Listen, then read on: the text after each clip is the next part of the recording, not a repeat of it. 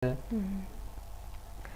ошол психологиясын өзгөртүшүбүз керекпи биринчи? врач катары ооба эң биринчи бул психологиядан көп нерсе зависит этет экенин түшүнүп калдым. Анткени бул жаңы психологияны алгандан кийин адамдын психологиясы такыр башкача өзгөргөндө анатомиясы ошого карап өзгөрүп, анатомиясы сакталып каларына мен толук ишендим. Мисалга, мындай бар да, мына адам жиркенип калат.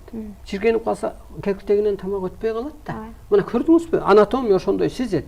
Психология ошону көрдү, анатомия ошону аткарып калды. Ошо сыяктуу эле адам чындыгында эле бул дүйнөгө кызматка келгенин психологиясы түшүнүш керек болуп атат да. Анан ошо кызматты аткарса эле илгери медицина болгон эмес Бирок адам көп жыл жашаган да. Мына көрдүңүзбү? Улай берсеңиз ушуну.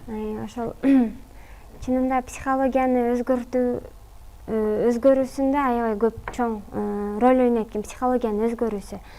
Мисалы үчүн медицинада биз оорукчан пациенттер келсе, биз психотерапевтке жөнөтөбүз, психологко жөнөтөбүз.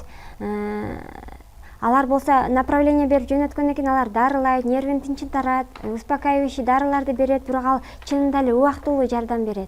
Ал толук адамдын психологиясын өзү аракет кылып, психологиясын өзү өзгөртпөсө болбойт экен. Ар бир адам өзү менен өзү күрөшүш керек экен. Ушул башчы Арстанбай айткандай, чынында эле башатта медицина болгон эмес, ооруган адамдар болгон эмес. Адамдар көп жашаган.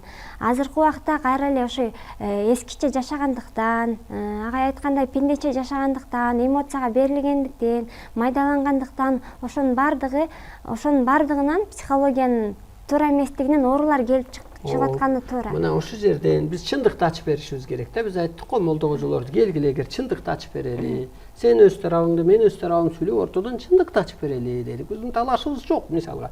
Анысы кандай деле медицина менен деле. Мына башатта эмнеге адам ооруган эмес дегенде, ичи тар болгон эмес. Кысылып бир динге кирип алган эмес.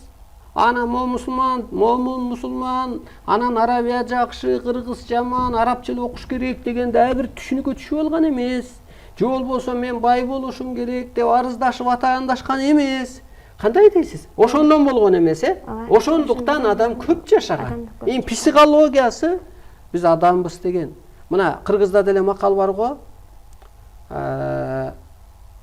Бүлүнгөндөн бүлдүргү алба депчи. Бүлдүргү деген баягы камчынын колдон чыгып кетпеш үчүн тагылган кайыш. Бүлүңнүп аткан адамдан депчи. А биз кыйрап аткан адамдан огош бетер басынтып күлөбүз. Мына тетирсинче ошол жамандыгын бөлүшө калган, жакшылыгын бөлүшө калган, тегиз ала жүргөн.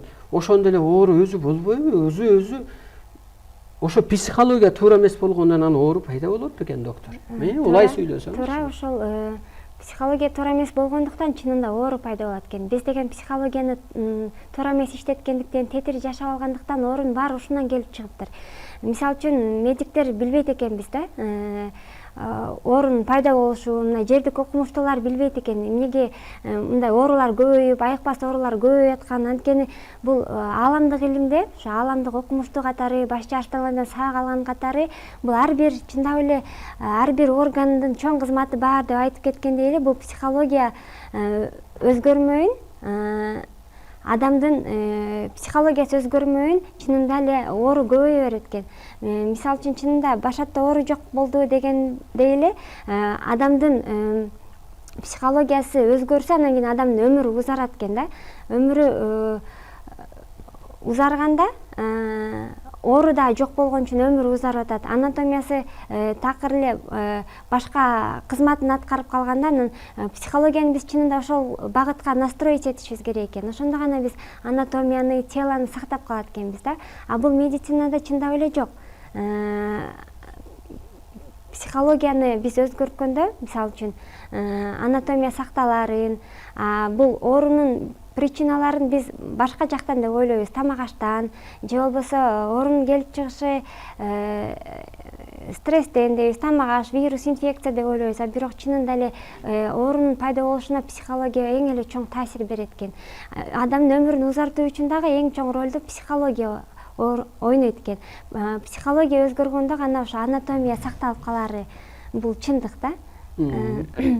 Эми ошондо мына сиз энесиз мисалга.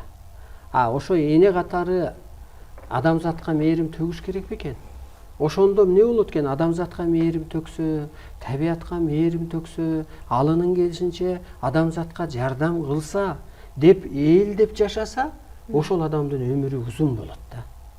Жок деп эле бирөөнүн сөзүнө деле капа болуп, бирөөгө деле кыжаалат болуп, өзүң деле ойлоп алганда эгоизм пайда болгондо эле өмүр кыскарат. Буга сиз кандай дейсиз? Туура, мен кошулам. Чындап эле ошо эгоизм болгондуктан да эмоцияга адам берилип атпайбы?